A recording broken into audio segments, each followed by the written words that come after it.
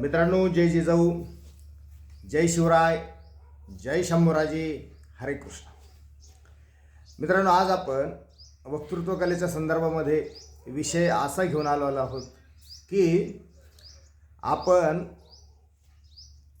जे श्रोतवर्ग असतो, जे प्रेक्षक असतात, जे पुढे श्रोते बसलेले असतात, त्यांच्या डोळ्यामध्ये डोळे घालून बोललं पाहिजे. आता विषय असा येतो की बरेच वक्ते असतात, नवशिक्या वक्त्यासाठी आणि नवोदित वक्त्यासाठी हा व्हिडिओ असेल. मित्रांनो, हा व्हिडिओ आपण शेवटपर्यंत पहा. ज्याला भाषण करायचं आहे, ज्याला व्यासपीठ गाजवायचं आहे, ज्याला लाखो करोडो हजारो शेकडो लोकांसमोर अभिव्यक्त व्हायचं आहे, त्यांच्यासाठी हा व्हिडिओ आहे.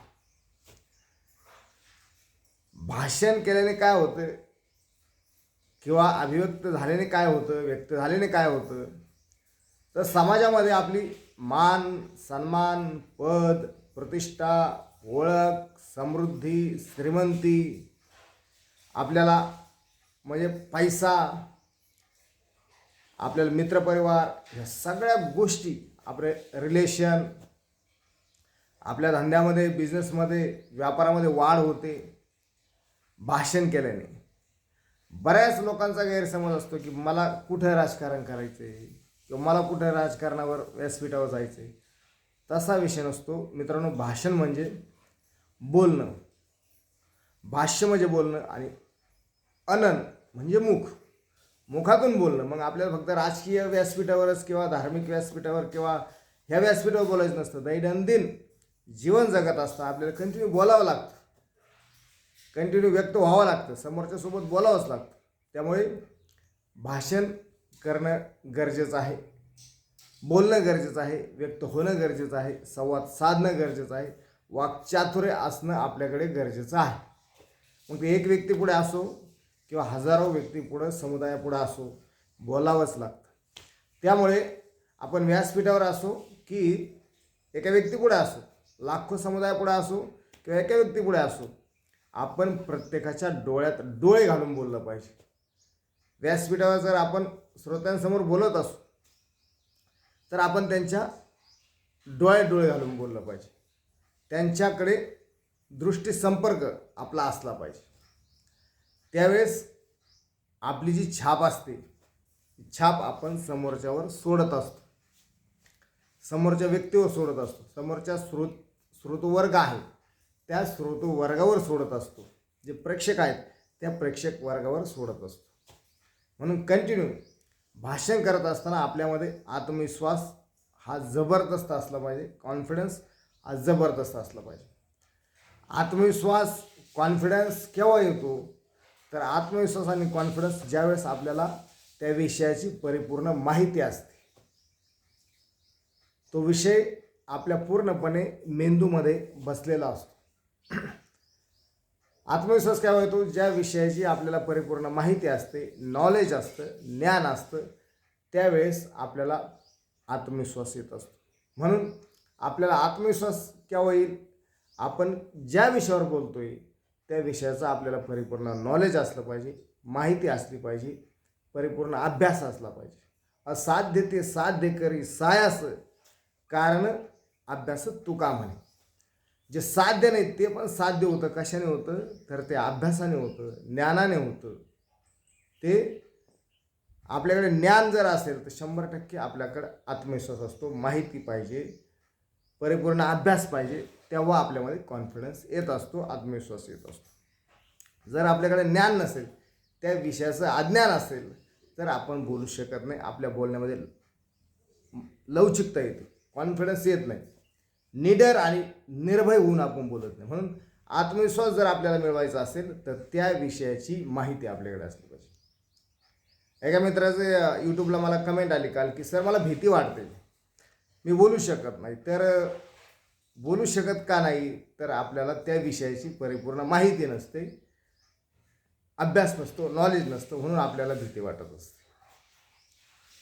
पहिला विषय, आपला आत्मविश्वास जर वाढवायचा असेल तर आपल्याला अभ्यास हा महत्त्वाचा आहे, ज्ञान महत्त्वाचं आहे, परिपूर्ण माहिती महत्त्वाची आहे. आता दुसरा विषय म्हणजे आपण श्रोत्यांच्या डोळ्यामध्ये डोळे घालून बोललं पाहिजे, दृष्टीसंपर्क ठेवला पाहिजे, आपण त्यांच्याकडे पाहून बोललं पाहिजे. कारण आपले जे डोळे आहेत ते आपल्या आत्ममंदिराच्या खिडक्या आहेत. आपले जे डोळे आहेत ते आपलं जे आत्ममंदिर आहे त्या आत्ममंदिराच्या खिडक्या आहेत. आणि त्या खिडक्यामधून आपल्याला जे श्रोते असतात, जे प्रेक्षक असतात, त्या खिडक्यामधून कोणती किरणे बाहेर पडत असतात, तर आपल्या आत्मविश्वासाची आणि संस्कृतीची किरणे बाहेर पडत असतात. आपली छाप आपण त्या दृष्टीसंपर्क जर आपण श्रोत्यावर टाकला, त्यांच्या डोळ्यात डोळे घालून जर आपण बोललं, तर आपल्या आत्मविश्वास लगेच श्रोत्यांच्या लक्षामध्ये येत असतो. श्रोत्यांना लगेच कळत असतो की याच्यामध्ये किती आत्मविश्वास आहे, हा किती सुसंस्कृत आहे, हा किती संस्कारी आहे, याच्यामधून दिसत असतं. त्या खिडक्यातून जे खिडक्या आहेत आपल्या आत्ममंदिराच्या ज्या खिडक्या आहेत, त्या खिडक्यातून आपल्याला आत्मविश्वासाची आणि आपल्या व्यक्तिमत्वाची किरणे त्यांच्यावर टाकावी लागत असतात. आणि ती किरणे त्यांच्यावर पडली की आपला त्याच्यातून आत्मविश्वास आणि आपलं व्यक्तिमत्व हे झळकत असतं. परंतु कधी कधी असं होतं की एखादा वक्ता व्यासपीठावर गेला, नवोदित वक्ता व्यासपीठावर गेला, बोलायला गेला, तर तो डोळ्यात डोळे घालून बोलत नाही, दृष्टीसंपर्क ठेवत नाही. एकतर खाली बघून बोलतो, नाहीतर एक कुठेतरी वरती बघून बोलतो, किंवा कुठेतरी खिडकीत पाहून बोलतो, किंवा खाली जमिनीवर पाहून बोलतो, किंवा झिरोमध्ये पाहतो. झिरोमध्ये पाहतो म्हणजे फक्त समोरच पाहतो, परंतु कोणाच्या डोळ्यात डोळे घालून बोलत नाही, त्याला झिरोमध्ये पाहणं म्हणतात. तर आपण झिरोमध्ये न पाहता प्रत्येक व्यक्तीसोबत बोलतोय असं बोललं पाहिजे. व्यासपीठावर प्रत्येक व्यक्तीसोबत, प्रत्येक व्यक्तीच्या डोळ्यात डोळे घालून बोललं पाहिजे. म्हणजे डब्लूमध्ये बघायचं. बघा, डब्लूमध्ये म्हणजे इकडं पाहायचं, परत मध्ये पाहायचं, परत इकडं पाहायचं, परत तिरकं पाहायचं. म्हणजे डब्लूमध्ये पाहून आपण बोललं पाहिजे, झिरोमध्ये पाहायचं नाही. झिरोमध्ये म्हणजे माईक हातामध्ये घेतो, बोलतो, परंतु घाईगडबडीने बोलतो, कोणाच्या डोळ्यात डोळे घालून बोलत नाही. म्हणून आपण असं बोललं पाहिजे की प्रत्येकाच्या डोळ्यात डोळे घालून बोललं पाहिजे, प्रत्येकाच्या दृष्टीसंपर्क ठेवला पाहिजे, प्रत्येकाकडे पाहून बोललं पाहिजे. तेव्हा आपला आत्मविश्वास आणि आपली व्यक्तिमत्वाची छाप त्या श्रोत्यांवर पडत असते, त्या प्रेक्षकावर पडत असते. नाहीतर आपण डोळ्यात डोळे जर घालून बोललं नाही तर पुढचा श्रोत्यावर आपला प्रभाव पडत नाही. 100% खरं. आपण कितीही बोललो तरी आपला प्रभाव त्या ठिकाणी पडणार नाही. आपण काय बोलतोय ते श्रोत्यांना कळणार नाही. म्हणून पहिलं तर आपण प्रत्येकाच्या डोळ्यात डोळे घालून बोललं पाहिजे, आत्मविश्वासपूर्वक बोललं पाहिजे. आणि प्रत्येकाच्या डोळ्यात डोळे बोलून म्हणजे प्रत्येक व्यक्तीसोबत बोलतोय, शेवटच्या व्यक्तीसोबत बोलतोय, समोरच्या व्यक्तीसोबत बोलतोय, डावीकडच्या व्यक्तीसोबत बोलतोय, उजवीकडच्या व्यक्तीसोबत बोलतोय, मध्ये बसलेल्या व्यक्तीसोबत बोलतोय, असं प्रत्येक व्यक्तीच्या डोळ्यात डोळे घालून बोला.